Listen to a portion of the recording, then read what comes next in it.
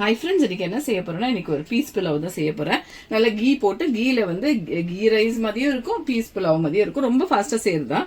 இப்போ ஒரு இதை வச்சுக்கோங்க. அரிசி வந்து ஒரு 4 அளவுக்கு அரிசி எடுத்திருக்கேன். இவ்வளோ இந்த அளவுக்கு பீஸ் எடுத்திருக்கேன். பீஸ் தான் நிறைய போட போறேன். நீங்க இதுக்கு கேரட் பீன்ஸ் கூட போட்டுக்கலாம். நல்லா ஒரு 2 ஸ்பூன் போட்டுக்கோங்க நெய். இன்னும் வேண்டாலும் போட்டுக்கலாம். இப்போ நம்ம பசங்களுக்கெல்லாம் கொடுக்குறது நல்ல நெய்யிலேயே செஞ்சுக்கலாம். இது நம்ம பெரியவங்களும் சாப்பிடுதுன்னா கொஞ்சம் ஆயில் விட்டுக்கோங்க. கூட ஆயில் விட்டுக்கிட்டா உங்களுக்கு வந்து கரெக்டாக இருக்கும். இது வந்து கொஞ்சம்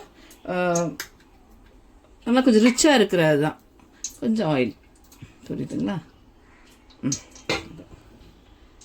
சூடு ஏறட்டும்.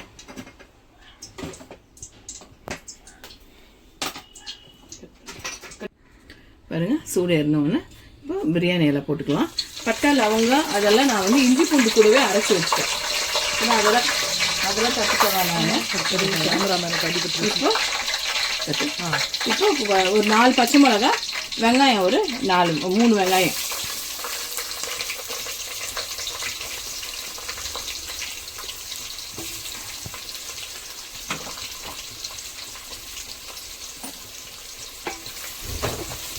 இஞ்சி பட்டை லவங்கம் ஏன் போடலன்னா இஞ்சி பூண்டு கூடவே பட்டை லவங்கம் ஏலக்காய் போட்டு அரைச்சிக்கிட்டேன் நான். சரி, வாயில் தட்டுப்பட்டா என் பசங்களுக்கு பிடிக்காது, அதனால வந்து அரைச்சி. உங்களுக்கு இல்லைன்னா வெறும் இஞ்சி பூண்டு பேஸ்ட் இருந்துச்சுன்னா நீங்கள் பட்டை லவங்கம் அதெல்லாம் போட்டுக்கோங்க.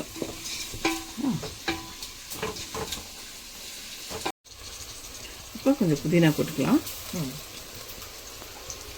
வீட்டில் வளர்ந்த புதினா. இது வந்து ஒரு பிளாண்டாக தான் இருக்குங்க. ஒன்றும் அப்படின்னா ரொம்ப ஸ்பைசியாக அதெல்லாம் இருக்காது. வந்து இது கூட வந்து நல்லா கிரேவி வச்சு சாப்பிடும் போது நம்மளுக்கு நல்லா இருக்கும். ஸ்பைசியாக கிரேவி வந்து கொஞ்சம் நல்லா ஸ்பைசியாக செஞ்சுக்கோங்க. அப்போ இது நல்லா இருக்கும்.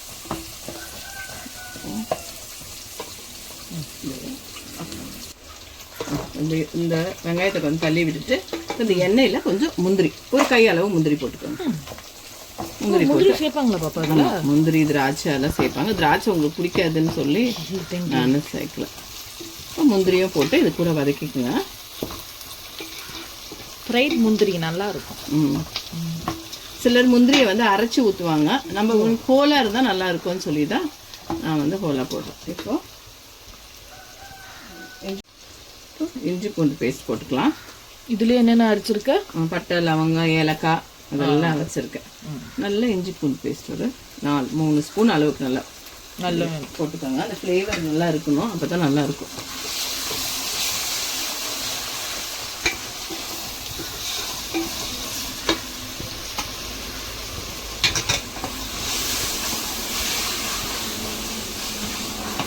நல்லா இதை போட்டு நல்லா வதக்கி விடுங்க.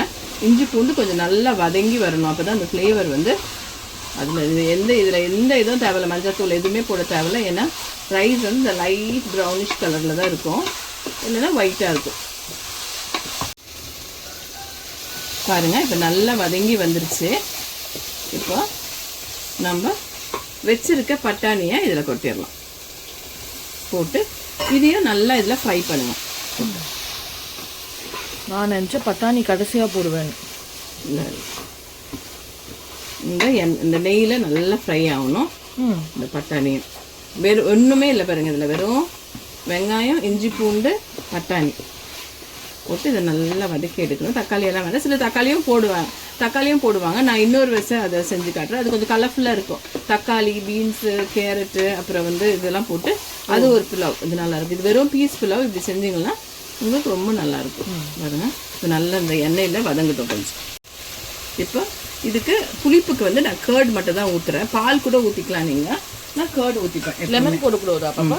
ஆமாம்மா, புளிப்பு கேர்டு. ஓகே,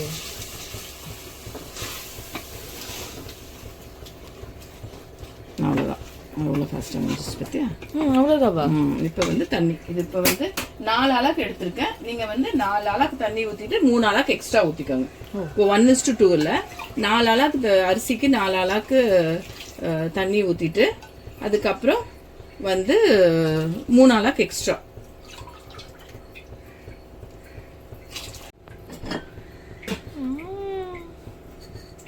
பாருங்க, இப்போ தேவையான அளவு உப்பு போட்டுக்கலாம். எல்லாம் கை அளவு தாங்க உப்பு கிப்பெல்லாம். நீங்கள் வந்துட்டு உங்களுக்கு இது பண்ணி ஒரு டைம் போட ஆரம்பிச்சிட்டிங்கன்னா உங்களுக்கே தெரியும். தேவையான அளவு உப்பு போட்டு இது ஒரு கொதி வரட்டும். கொதி வந்த உடனே ரைஸ் போடணும். அதுக்கு முன்னாடி ரைஸ் போட்டுறாதீங்க. பாருங்க நல்லா கொதி வந்துருச்சு. இப்போ என்ன செய்யணும்னா நம்ம இப்போ ரைஸ் வச்சுருக்கோம் இல்லையா, ரைஸை வந்து இதில் போட்டுற வேண்டியது. கொதி வந்த உடனே ரைஸ் போடுங்க. எப்போவுமே ரைஸ் வந்து நல்லா 4 ஆளாக்கு நல்லா வடிகட்டி தண்ணியெல்லாம் வடிகட்டி வச்சுருக்கோம். 4 ஆளாக்கு அரிசிக்கு 4 ஆளாக்கு தண்ணி வச்சு கூட 3 ஆளாக்கு எக்ஸ்ட்ரா வச்சேன். இதுதான் வந்து அளவு. இது வந்து கரெக்டாக சொல்லுங்க அளவு. 4 ஆளாக்கு அரிசிக்கு 3 ஆளாக்கு எக்ஸ்ட்ரா தண்ணி. இப்போ 4 ஆளாக்கு தண்ணி ஊற்றிட்டு திருப்பி 3 ஆளாக்கு எக்ஸ்ட்ரா தண்ணி ஊற்றணும். அவ்வளோதான். இதுதான் அளவு. பாசுமதிக்கு வந்து இதுதான் அளவு. இப்போ நல்லா இதை வந்து கிளறி விட்டுட்டு நம்ம கூட கொத்தமல்லி வச்சுருக்கோம் இல்லையா, கொத்தமல்லி போட்டுட்டு அதையும் சேர்த்து கிளறி விட்டுடலாம்.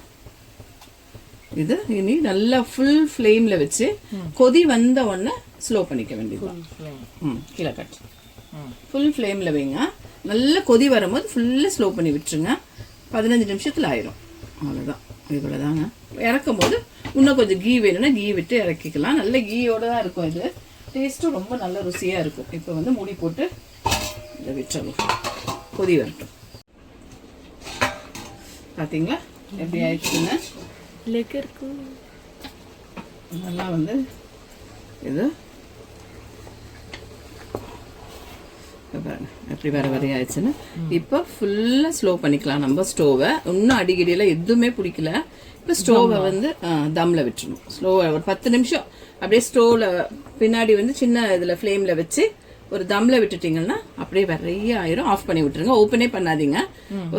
ஒரு 10 நிமிஷம் அப்படியே தம்மில் விட்டுட்டிங்கன்னா அதுக்கப்புறம் வந்து ஒரு 10 நிமிஷம் கழிச்சு ஓப்பன் பண்ணுங்க. நல்லா அழகாக வந்து ஆயிரும். இப்போ தம்மில் விட்டுடலாம். பக்கத்தில் ஸ்டவ் பற்ற வச்சு பாருங்க. ஒரு 10 நிமிஷம் ஆயிடுச்சு. இப்போ பார்த்து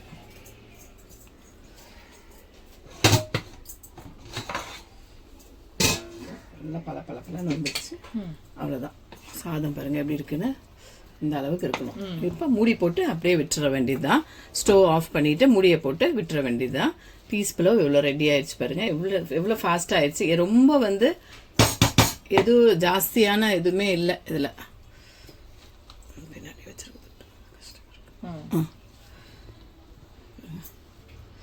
இப்போ இது மேலே கொஞ்சம் இந்த கீ போட்டு சும்மா ஒரு ஸ்பூன் கீ போட்டு மூடி போட்டு விட்டுருங்க.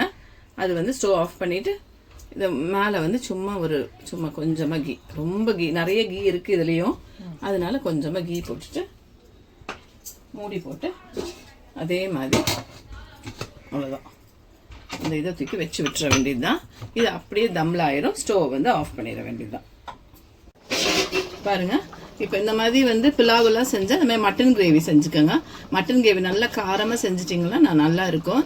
சிக்கனு அது மாதிரி எதுனாலும் நீங்கள் செஞ்சுக்கலாம். நல்லாயிருக்கும். இது வந்து நல்லா மட்டன் வந்து நல்ல திக்கான இதில் வந்து செஞ்சு எடுத்துக்கோங்க. கூட நல்லாயிருக்கும். இதுக்கு எவ்வளோ ஃபாஸ்ட்டாக ஆயிடுச்சு பாருங்கள். இந்த மாதிரி நீ பசங்க செஞ்சு கொடுங்க. லஞ்ச் பாக்ஸ் கூட இதை வச்சு கட்டி கொடுக்கலாம் பசங்களுக்கு. சேனலை பாருங்கள், சப்ஸ்கிரைப் பண்ணுங்கள், ஷேர் பண்ணுங்கள், லைக் பண்ணுங்கள். தேங்க்யூ.